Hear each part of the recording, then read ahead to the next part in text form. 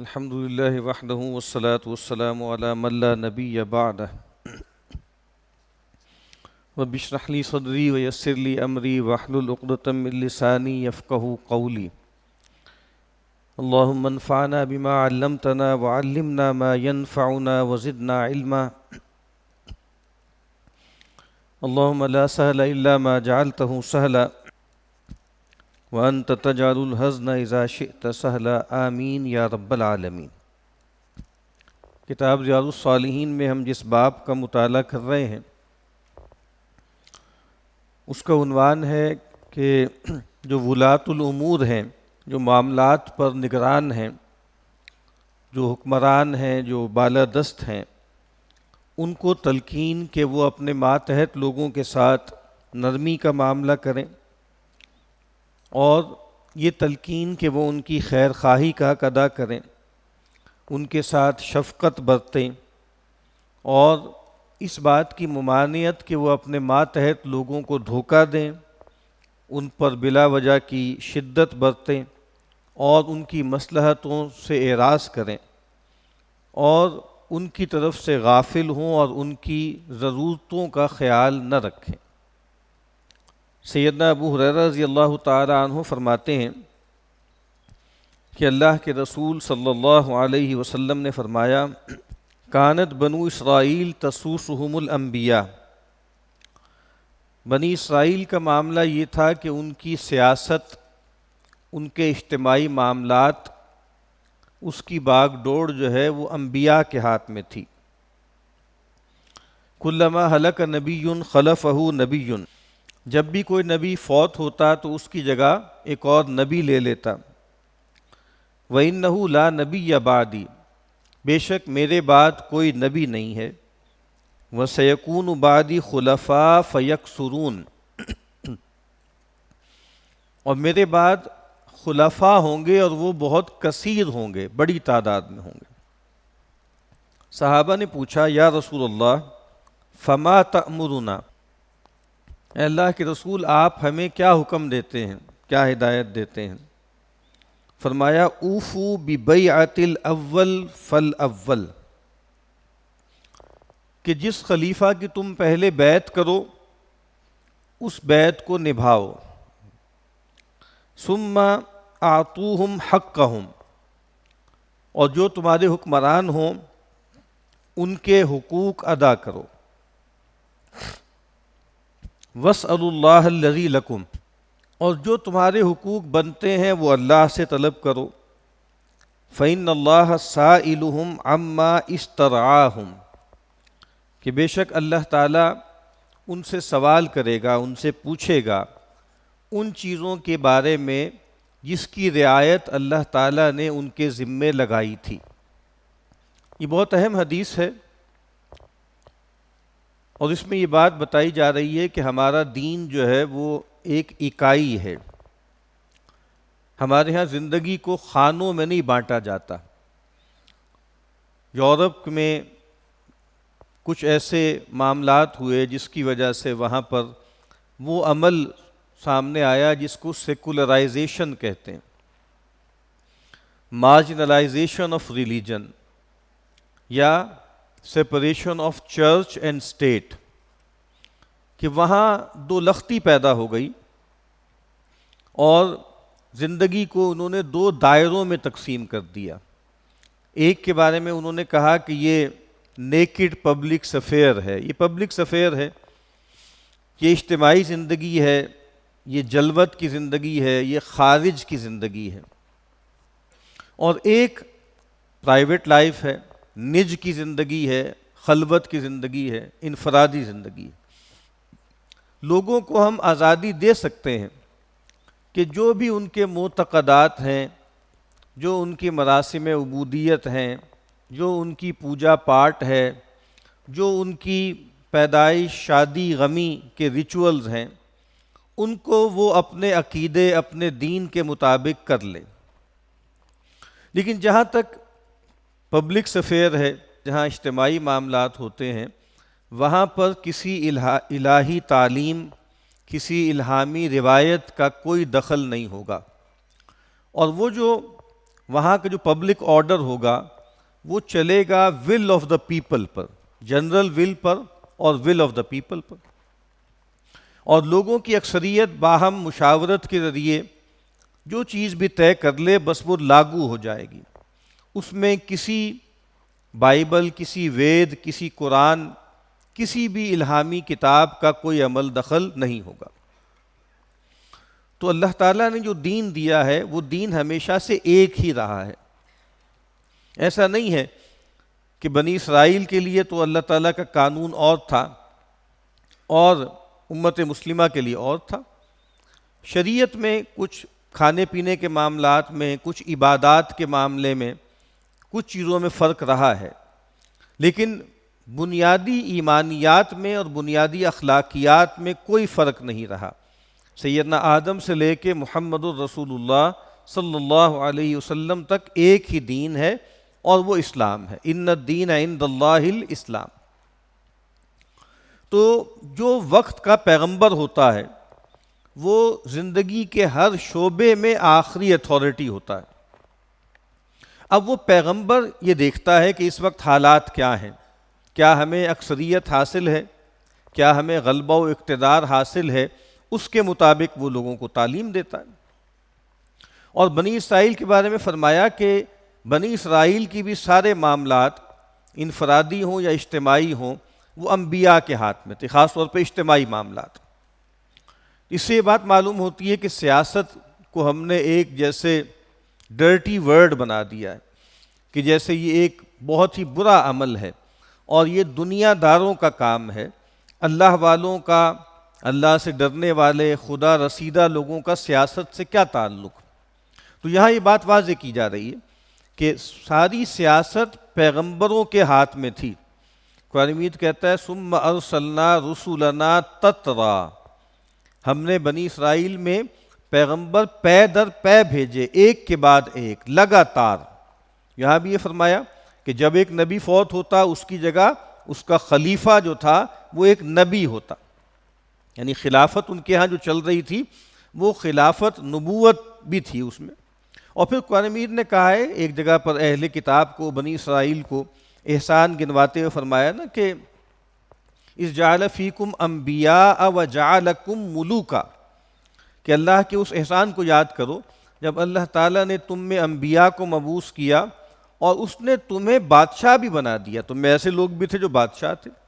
اور بہت جگہوں پر ایسا ہوتا تھا کہ انبیاء خود جو ہے وہ گویا مملکت کے معاملات سنبھالتے تھے اور بعض اوقات کسی اور کو نومینیٹ کر دیتے تھے. جیسے قرآن مجید میں سورہ بقرہ میں ان کی تاریخ کا ایک واقعہ بیان ہوا ہے نا کہ جب ان کے لوگوں نے، ملا نے کہا، جو ہے ان کے جو بڑے سردار تھے وہ گئے پیغمبر کے پاس اور انہوں نے کہا کہ اس قالوا لنبی لہم، انہوں نے اپنے اس وقت کے نبی سے کہا ابعث لنا ملکا نقاتل فی سبیل اللہ، آپ ہمارے لیے ایک بادشاہ نومینیٹ کر دیں، مقرر کر دیں، ہم اس کے ساتھ مل کے اللہ کے راستے میں قتال کریں گے. تو انبیاء خود بھی جو ہے حکمران بنے ہیں اور انہوں نے جو ہے حکمرانی کے لیے اور لوگوں کو بھی نومینیٹ کیا ہے. بہرحال جیسے میں نے عرض کیا ہے کہ اسلام میں ان معنوں میں کوئی دوئی نہیں ہے اتھارٹی کی. آخری اتھارٹی پیغمبر کے پاس ہوتی ہے. ہاں پیغمبر یہ بتا دے کہ بھئی اس کی بات مانو تو وہ ماننی ہے. اور یہ وہی بات ہے کہ جس کو نہ سمجھنے کی وجہ سے ایک غلط فہمی پیدا ہوتی ہے. اور جو کرسچنز ہیں وہ یہ کہتے ہیں کہ بھئی سیکولرائزیشن یا سیکولرزم تو ہماری مذہبی تاریخ میں شامل ہے، یا کرسچنز کہتے ہیں کہ ہمارے جینیسس میں شامل ہے. جب سیدنا مسیح علیہ السلام مبعوث ہوئے، بنی اسرائیل جہاں پر تھے تو وہاں جو حاکم تھے وہ رومنز تھے اور وہ پیگنز تھے، بت پرست تھے. اور جو اہل ایمان تھے، ظاہری بات ہے سیدنا مسیح علیہ السلام کسی مشرک قوم کی طرف مبعوث نہیں ہوئے تھے، بنی اسرائیل کی طرف ہوئے تھے جو امت مسلمہ تھی، رسولاً الی بنی اسرائیل. تو بہرحال حاکم وہاں پر غالب لوگ مشرک تھے. تو سیدنا مسیح علیہ السلام سے ان کے پیروکاروں نے سوال کیا کہ آپ ہم سے یہ کہتے ہیں کہ اللہ کے راستے میں انفاق کرو، مال خرچ کرو، ہمیشہ سے رہا ہے یہ، لیکن ہم جس مملکت میں رہتے ہیں وہاں جو ہمارے عاملین ہیں یعنی رومن وہاں کے گورنرز ہیں وہ ہم سے ٹیکس مانگتے ہیں، جیسے ہوتا ہے جو بھی غالب قوم ہوتی ہے وہ خراج مانگتی ہے۔ تو اب ہم کیا کریں؟ آپ کہتے ہیں کہ اللہ کو دو، سیزر کہتا ہے کہ مجھے دو، تو اب یہ ایک ہم کنفلکٹ کا شکار ہو گئے۔ تو اس موقع پر انہوں نے وہ جملہ کہا تھا کہ جو بہت مشہور ہے اور جس کے بارے میں وہ کہتے ہیں کہ بھئی اس سے گویا ہمارے ہاں سیکولرائزیشن کی بنیاد پڑ جاتی ہے، کہ انہوں نے کہا کہ render to Caesar what is Caesar's and render to God what is God's. Caesar کو دو جو سیزر کا ہے اور خدا کو دو جو خدا کا ہے۔ یعنی مطلب کیا ہے کہ تمہیں جو زکوٰۃ دینی ہے، جو انفاق کرنا ہے، وہ ظاہری بات ہے ایک عبادت ہے، وہ اللہ کو تم نے دینا ہے، وہ تم دو۔ اور جو تم چونکہ ایک مملکت میں رہتے ہو، ایک سلطنت میں رہتے ہو، تو ابھی ہمارے پاس طاقت تو ہے نہیں، تو ہم نے انارکسٹ تو نہیں بننا نا۔ اور آپ کو معلوم ہے کہ اصل میں یہی الزام لگایا تھا یہود کے علماء نے، اور کہا تھا کہ یہ زیلٹ ہے، یہ تو باغی ہے، اور جو ہے رومنس ایمپررز کو یہ کہا، یا وہاں کے جو عاملین تھے گورنرز ان سے کہا کہ اصل میں تو یہ باغی ہے اور تمہاری حکومت ختم کرنا چاہتا ہے، گویا ان سے مل کر ان کو اپنے تئیں سولی پہ چڑھوا دیا۔ تو سیدنا مسیح علیہ السلام نے کہا کہ ہمارے پاس ابھی طاقت نہیں ہے، تو ابھی ہم کسی کنفلکٹ میں نہیں پڑنا چاہتے، تو کہا کہ بھئی جو سیزر کا ہے وہ سیزر کو دو، اور جو خدا کا ہے وہ خدا کو دو، ٹیکس بھی دو، اور اس کے ساتھ اللہ تعالیٰ کے لیے بھی جو ہے وہ چیریٹی کرو، انفاق کرو۔ تو ہمارے ہاں بعض اوقات لوگ یہ کرتے ہیں کہ اس طرح کی جو روایتیں ہیں ان کو بنیاد بنا کر یہ کہتے ہیں کہ بھئی یہ تو تضاد ہے، اور سیدنا مسیح علیہ السلام کے ہاں معاملات اور تھے، رسول اللہ صلی اللہ علیہ وسلم جو ہے، ہمارا جو دین ہے وہ دین کامل ہے اور اس کے اندر یہ تفریق نہیں ہے۔ سیدنا مسیح علیہ السلام کو جو دین دیا گیا تھا وہ بھی دین کامل تھا، وہ بھی اسلام ہی تھا۔ اصل بات یہ ہے کہ رسول اللہ صلی اللہ علیہ وسلم جب بعثت آپ کی ہوئی ہے مکے میں، وہاں پر بھی یہی قانون تھا۔ اگر مکے میں بھی کوئی حکومت ہوتی اور وہ حکومت جو ہے وہ لوگوں سے کوئی ٹیکس لیا کرتی، تو رسول اللہ صلی اللہ علیہ وسلم سے اگر یہ سوال کیا جاتا مکے میں کہ اللہ کے نبی ہم کیا کریں، ہم انفاق کریں جو ہم اللہ کے لیے کرتے ہیں، اللہ کو خوش کرنے کے لیے، اور یہ جو سردار ہیں یہ ہم سے بھتہ مانگتے ہیں، یہ ہم سے جو ہے ٹیکس مانگتے ہیں، تو ہم کیا کریں؟ تو رسول اللہ صلی اللہ علیہ وسلم کا جواب بھی بالکل یہی ہوتا۔ جب آپ کے پاس حکومت آ گئی، جب آپ کے پاس مملکت آ گئی، پھر ظاہری بات ہے کہ یہ دو لختی ختم ہو گئی۔ تو بہرحال یہاں پر یہ فرمایا گیا کہ انبیاء کے ہاتھ میں سارے معاملات تھے، اور انبیاء سے پوچھ کر معاملات چلائے جاتے تھے۔ جب کوئی نبی فوت ہوتا اس کی جگہ ایک اور نبی لے لیتا، اور پھر آپ نے فرمایا کہ لا نبی یا بعدی، میرے بعد اب کوئی نبی تو ہے نہیں کہ جو نبی کے طور پر میرا خلیفہ بنے، کیونکہ میں تو خاتم النبیین ہوں، لیکن میرے بعد خلفاء ہوں گے، حکمران ہوں گے جو میرے بعد آنے والے ہوں گے، اور وہ بہت زیادہ ہوں گے تعداد میں۔ تو فرمایا کہ صحابہ نے پوچھا کہ پھر ہم کیا کریں، آپ ہمیں کیا حکم دیتے ہیں؟ فرمایا کہ بھئی جو سامنے آئے اور جس کے ساتھ عصبیت ہو، جس کے ساتھ جو ہے جس کو ولایت حاصل ہو لوگوں کی، اس کی بیعت کرو، اور پھر اس بیعت کو پورا کرو۔ مطلب اگر ایک سے زیادہ جو ہے امیدوار سامنے آ جائیں، اور پھر ہو یہ کہ ایک کے ساتھ اکثریت ہو اور عصبیت اس کو مل جائے، اور عمائدین کی بڑی تعداد اس سے بیعت کر لے، تو اس بیعت کو نبھاؤ۔ اور اگر کوئی خلیفہ جو ہے وہ مقرر ہو جائے اہل حل و عقد کی جو ہے کنسنسس سے، اس کے بعد اگر کوئی شخص کھڑا ہو خلافت کا دعوے دار، تو اللہ کے نبی صلی اللہ علیہ وسلم نے فرمایا کہ اذا بوعی لخلیفتین فاقتلوا الآخر، کبھی ایسا ہو کہ ایک کی بیعت ہو گئی، اکثریت نے کر لی، پھر ایک اور کی بھی بیعت منعقد ہو گئی، چند لوگوں نے جو ہے وہ بیعت کر لی، تو کہا کہ اگر دو خلفاء کی بیعت کر لی جائے ایک ہی وقت میں، تو کہا فاقتلوا الآخر، جو بعد کا ہے، جو بعد میں کھڑا ہوا ہے جبکہ بیعت منعقد ہو گئی تھی، کہا کہ اس کو قتل کر دو۔ اور اسی طرح فرمایا کہ اگر کسی خلیفہ کی بیعت منعقد ہو جائے، کوئی اور شخص کھڑا ہو خلافت کا دعوے دار بن کے، اور اس کے ساتھ عصبیت نہ ہو، تو اس کو قتل کر دو، وہ انارکی پھیلا رہا ہے۔ تو یہاں فرمایا کہ جو پہلے جس کی بیعت ہو جائے اس کی بیعت کو وفا کرو، اور پھر کہا کہ ان کو ان کا حق دو، یعنی جو خلیفہ ہے، جو حاکم ہے،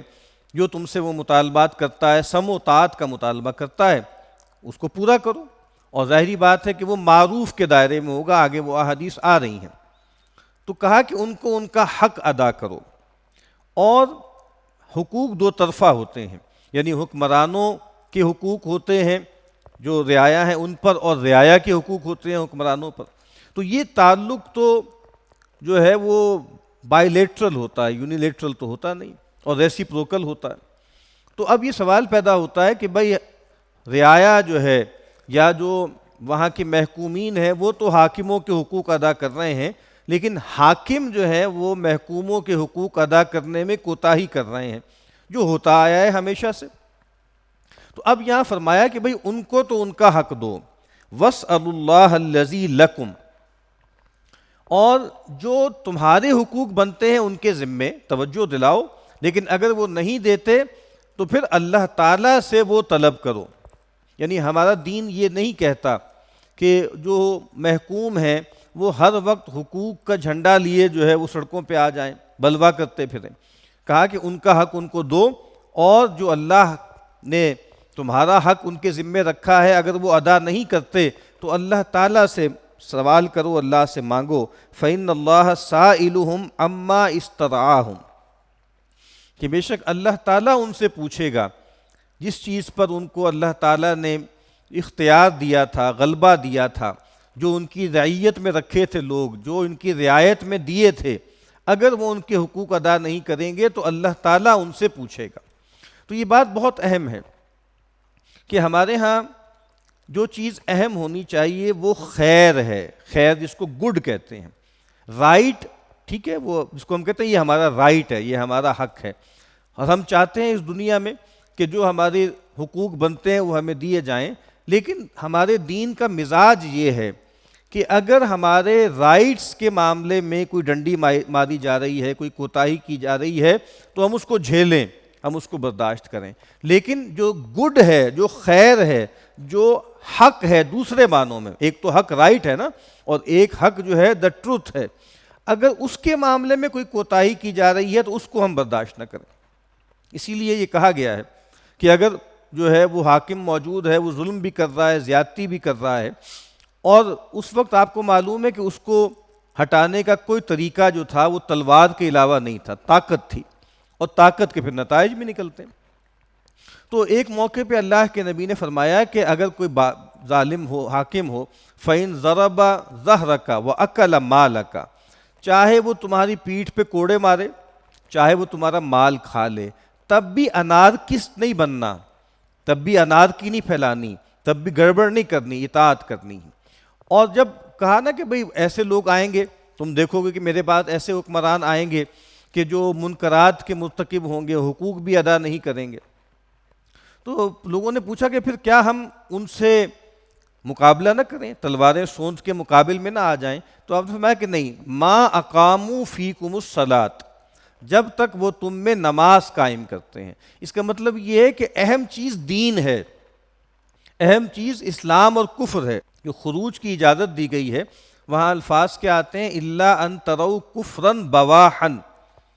مگر یہ کہ تم دیکھو کھلا کفر، عندکم فیہ من اللہ برہان، اس کے حوالے سے تمہارے پاس اللہ کی طرف سے برہان موجود ہو.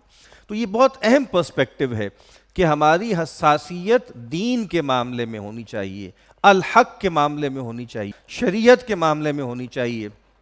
نہ یہ کہ اپنے حقوق کے معاملے میں. تو ہم یہ دیکھتے ہیں اپنے ملک میں بھی اور جگہوں پر بھی کہ لوگ جو تحریکیں چلاتے ہیں وہ عام طور پر اس پر ہوتی ہیں کہ بجلی مہنگی ہو گئی اور آٹا نہیں مل رہا اور روزگار نہیں مل رہا اور معاملات خراب ہو رہے ہیں. اللہ کے دین کے ساتھ معاملات جو بھی ہو رہے ہوں، اس پر دینی جماعتیں اور دینی تحریکیں بھی جو ہیں وہ کھڑی نہیں ہوتی اور تحریک نہیں چلاتی. تو ہمارے ہاں دینی جماعتوں کا بھی زور حقوق کی سیاست پر ہے، وہ سیاست جس بارے میں رسول اللہ فرما رہے ہیں کہ اللہ تعالیٰ سے اپنا حق طلب کرو، جبکہ اصل چیز کیا ہونی چاہیے؟ وہ اللہ کا دین ہے. اس دین کے حوالے سے کوئی معاملات ہو رہے ہیں تو اس میں ہم دیکھتے ہیں کہ عام طور پہ کان پر جوں نہیں رینگتی. وآخر دعوانا ان الحمد للہ رب العالمین.